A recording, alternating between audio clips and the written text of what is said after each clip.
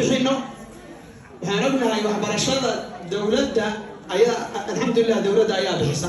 laakiin waxbarashada diinta waalidka ayaa laga rabaa inay bixiyaan culimada hadalkii hore ay sheegeen macallimiin inaan la heli doonin macallinku waan ognahay duruufo ayuu leeyahay haddii aan macallinka duruufihiisa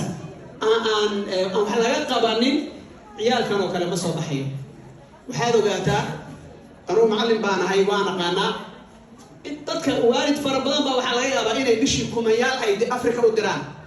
ciyaalkoodana ay $100 iyo $200 ay kala masuugaan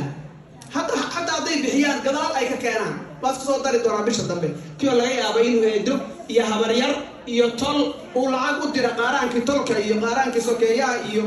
halkaas aan ku bixinayaa ogow waxyaabaha inaka dhibkeena haystaa ee dad fara badan haysay waa midaan inaan ciyaalkeena waqtigeena iyo xoolaheena ku bixino ee ayagu kaga soo bixi karaan macallin fiican waa la helaa laakiin ila haysto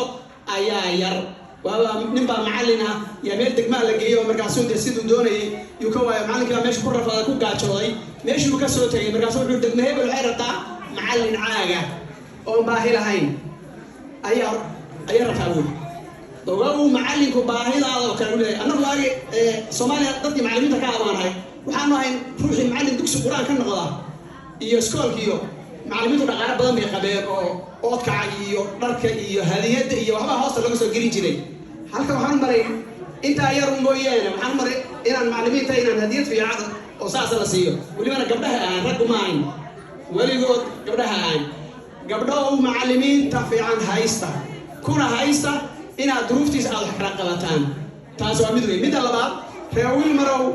diidan iyo qiimaha badan haysataan